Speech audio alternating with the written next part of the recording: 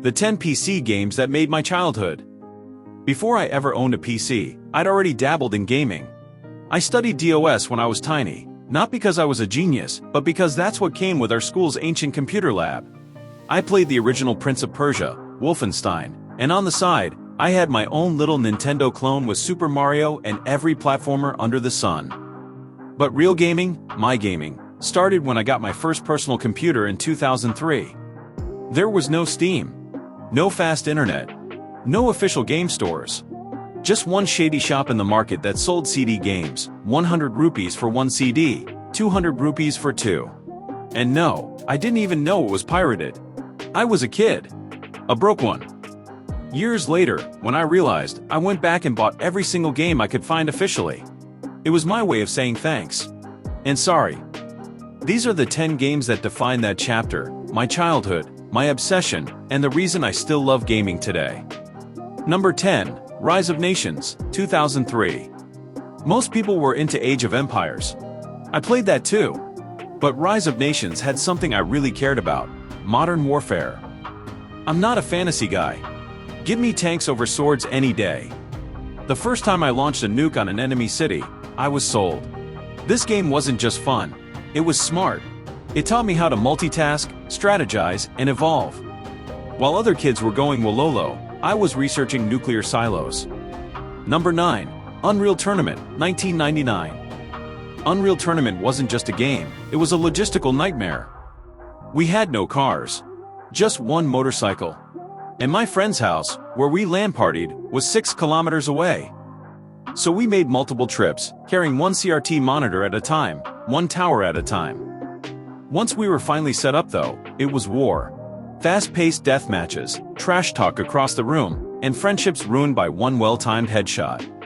It was sweaty, chaotic, and absolutely glorious. Number 8. Project IGI. I'm going in, 2000. This game didn't need monsters or jump scares. It had something worse: no mid-mission save system. IGI punished you.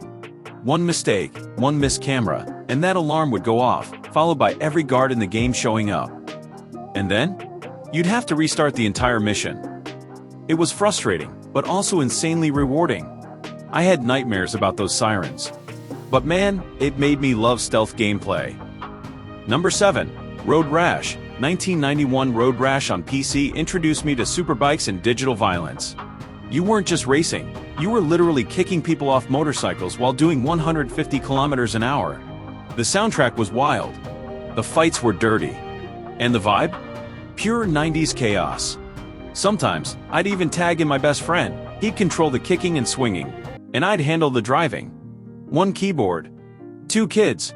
Lots of bruised digital egos. Number 6. GTA 2, 1999. This one came into my life thanks to my dad, accidentally. He took me to visit a friend. That friend's kid had a PC. That kid introduced me to GTA 2, and my weekends were never the same again. I'd cycle 5 kilometers just to hang out and play it. Top-down chaos, gangs, cars exploding. It wasn't polished, but it was freedom.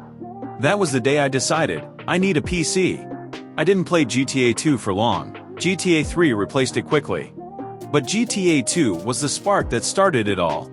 Number 5. Max Payne, 2001. I watched my best friend play this first. Trenchcoat, bullet time, painkillers, and I was instantly hooked. But I had to wait. Back then, games came on multiple discs, and you needed a play disc to launch it. So I waited until he finished the whole thing, then borrowed the CDs. That first slow-motion dive changed everything. Max Payne wasn't just a game. It was cinema, interactive, gritty, tragic cinema. It made me feel like I was inside a graphic novel. With guns. Number 4. Need for Speed.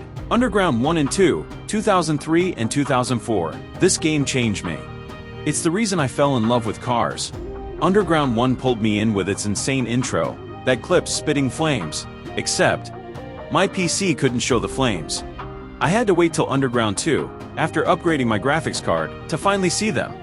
Free roam, vinyls, underglow, body kits. I didn't even care about racing half the time. I just drove around admiring my ride. And yeah, this game is a big reason why I eventually bought a Toyota Supra. Number 3. GTA, Vice City, 2002. Vice City was like a vacation, if your vacation involved crime, motorcycles, and synthwave. After GTA 3, this felt like a colorful upgrade. Motorcycles, boats, helicopters. You could buy properties, run clubs, and rock a Hawaiian shirt while causing complete chaos. I used to drive around doing nothing, just vibing to Flash FM. Vice City wasn't just a game. It was a mood. And it made my childhood feel complete. Number 2, Hitman, codename 47. TA2 may have started the fire. But Hitman, that sniper in a suitcase mission, that's what lit the obsession. I remember watching 47 calmly walk the streets with a suitcase. Then climb a rooftop, assemble the rifle, take the shot, repack it, and disappear. That was it. That was the moment I decided I needed a PC. Of course, I told my dad it was for school. But in my head, I was already planning contracts. Hitman, codename 47, taught me the power of patience, planning, and precision. It was cold, clean, calculated, and unforgettable. Number 1. GTA 3, 2001. GTA 3 wasn't just a game. It was a revolution. And here's the twist, I didn't even know it existed. One day, I went to my usual pirated game shop and saw something new, GTA 3. No one I knew had heard of it. No YouTube. No game news. Just me, a random CD case, and curiosity. I bought it, installed it, and that opening cutscene, the rain, the escape, it was like stepping into another world. This was the first game I ever bought myself, and the first game I ever fully completed. It ran on my PC. It was my discovery. And in school, I became known as the gamer. The guy who played games no one else had even heard of yet. GTA 3 didn't just change gaming. It changed me. Since we're here, let me tell you what I was working with back then. Pentium 4 processor, 1 GHz, 128 megabytes of RAM, onboard graphics, a 40 gigabytes hard drive, a CRT monitor that maxed out at 1024 by 768, PS/2 keyboard, and that legendary ball mouse, the one you had to open up and clean when it stopped sliding smoothly. No internet, no tech support, no tutorials. We figured it all out, step by step. And that's what made it special. What's next? This was only the beginning. In part 2, I'll talk about the next chapter, the games that came after I finally got my first dedicated graphics card. Stay tuned!